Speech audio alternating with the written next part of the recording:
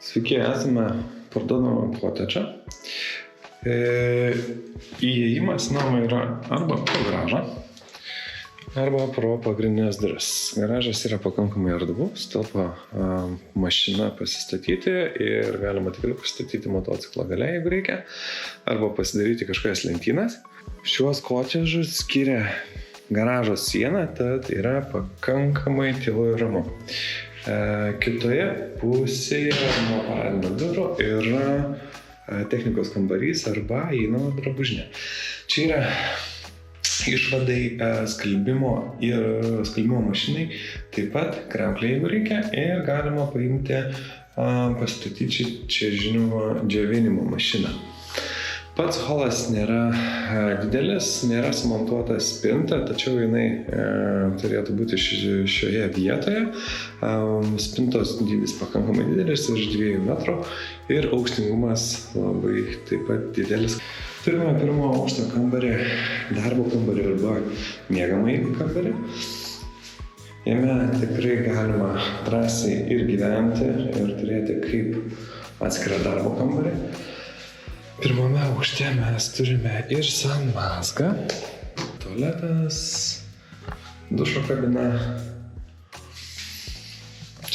Tuo atveju, jeigu darbo kambarys būtų miegamasis. Laiptai į antrą aukštą ir turime pagrindinį svetainės ir virtuvės kambarį, kuris yra bendras ir turi žinoma išėjimą į lauką. Lauke yra apie 6 arai žemės, kiek daugiau, naudojamas tvarka. Virtuvės technika ir baldai jau yra sustatyti. Niekas nebuvo naudojama, viskas yra nauja, neišpakuota. Turime ir indaplovę čionais. Taip pat patogus stalviršis su dideliu langu, kaitlente, orkaite ir konvekcinė mikrobanga. Taip pat didelė spinta susidėti papildomiams daiktams, jeigu reikia. Kilame į antrą aukštą.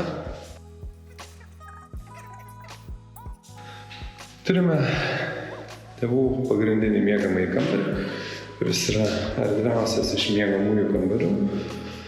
Jo langai yra šiaurė, užstatytų namų nėra itin daug, tad vaizdas yra tikrai gražus, tolumoje matosi miškas.